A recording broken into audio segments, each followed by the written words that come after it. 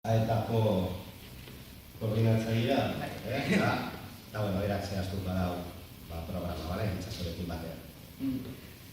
Egunon, hirugarren urtea dugu, halako egitaragoa osatzen dugula, inoiz baino eraile gehiagoren parte hartzea egon da, gero eta gehiago gara, honetara elkartzen garenak. Eta aurten lehenengo aldiz, hemen ikusten duzuen kartela, kartela edukitzeko, lehenengo aldiz lehiak eta antolatu genuen, herriko ikastetxeetako gaztetxoek parte hartzezaten, dozenatik gora jaso dugu, eta hemendik lehenik eta behin zorionak Jera Jarias eta Xabier Almagrori lehenengo eskerrik asko parte hartzeagatik, eta bigarrenik zorionak kartela erabiliko dugulako hau guztia iragartzeko. Adin guztietarako egitaragoa prestatu dugu, eta egitaragoaren zehaztapenekin itzazu hasiko. Ganelek esan bezala Euskararen eguna, abenduaren 3 da, jakina, baina aurreko larun batean hasiko gara jarduerekin. 28an hasiko gara, esan bezala, larun bat goizean, eta egun hori umeentzat eta gaztetxoentzat esango da batez be. Goizean tailer batzuk antolatu dira, hortan ibili dira herriko ikastetxe asko elkarlanean, tailerrak aurrera eramateko, eta pilota elkartea bebai, herri kirolak egongo dira eta arrizulatzaileek tailerra egingo dute bebai. Eta gero arratsaldeko 8etan gazteentzako unea izango da, eta kontzertua antolatu dugu ezkerraldeko bi talderekin, EH2000 eta Makabi taldea. Arratsaldeko 8etan hasiko dena kontzertua.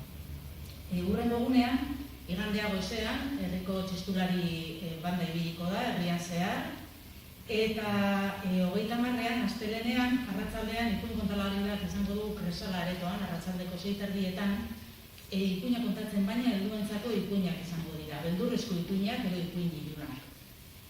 Abenduaren batean, asteartean, zenbait gauza ditugu bebai, eta lehenik eta behin arratsaldeko 6:00etan filma egongo da euskaraz, Eskan, Txarriboga filma. Aurten, Eskak Zeratez Kulturaretoak zine zikloa antolatu du, eta 3 film emango ditu. Lehenengo hau, Txarriboga arratsaldeko 6:00etan. Eta, iluntzeko 8:00etan. Hori baino lehenago, 6:00etan, Paula Casares izango dugu Kresala aretoan hitzaldi bat emanez. Euskera entra un idioma en casa. Hitzaldia, gaztelaniaz den arren, euskararen buruzkoa da, jakina, eta zuzenduta dago batez be seme-alabak ereduan dituzten gurasoei.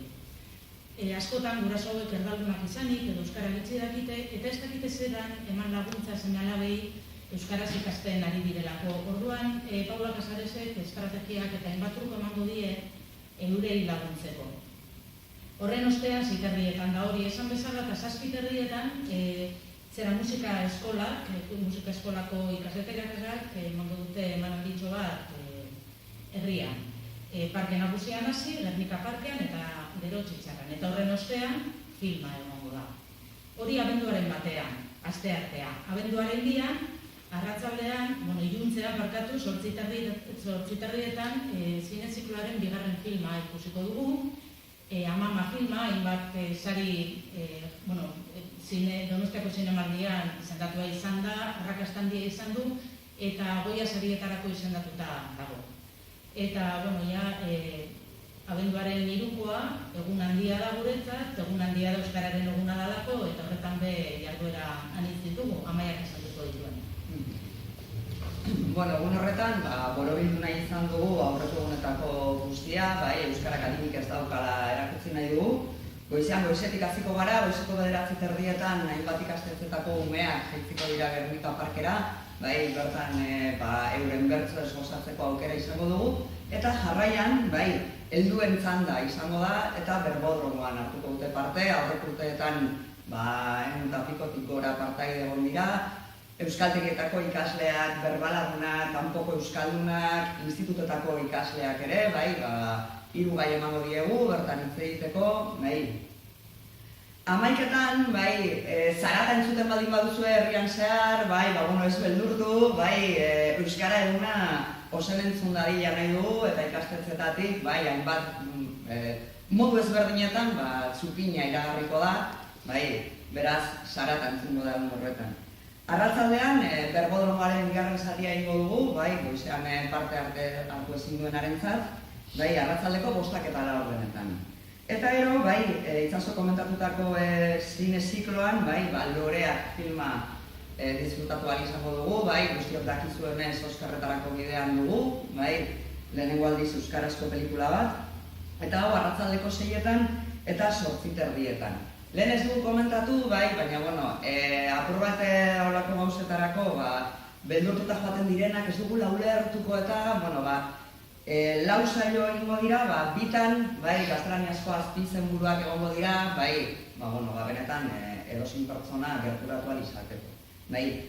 Eta egun horretan, kirola ere presente egongo da, eta arratzaldeko 7etan Mikel Trueba kiroldegian spinning klasea egongo da. Horretarako hori bai, bizikleta aldez aurretik erreserbatu behar da, aste artean, irekiko da epea hori egiteko. Eta uste dut azpen zaidala, bai, zine zikloa dela eta, bai, presioak komentatzea. Pelikula batera joatea, 3 euro, 3 euro besterik ez da kostatuko, baina aukera egongo da 3 pelikuletarako bono hartzeko 4,5 euroan. Beraz, uste dugu nahiko aproposa eta ezin dugula aukera galdu. Eta bukatzeko, beste jarduera bat dago, hau azaroaren 23an hasiko dana, herriko liburu dendetan egongo dana. Euskal produktua erosi ezkero, zozketa batean sartuko da, eroslearen tiketa emango zaio eta zozketa batean sartuko da, azaroaren 23tik abenduaren 5 arte egongo da aukera horretarako, hau da. Egun horietan erositako euskal produktuak erosita, tiketa emango zaio erosleari eta zozketa batean sartuko da. 100 euroko bono bat zozketatuko da euskal produktuetan gastatzeko jakina. Zozketa abenduaren 11 izango da, ostirala, eta guraldetik besterik ez, bakarrik animatu, hurbildu Santurtziarrak ona, Gernika parkera, parke nagusira, Kresalara, jarduera guztietara, eta Santurtziarrak izareten ope, etor zaitezte, zegozak egongo dira ikusteko eta gozatzeko. Egun horretan, euskararen egun izanik, egin euskaraz baina ez bakarrik horretan, gainontzekoetan bebai, urte osoko 375 egunetan, eizu euskaraz eta lortuko dugu Santurtzi euskalduna, Ezkerralde euskalduna, guztion.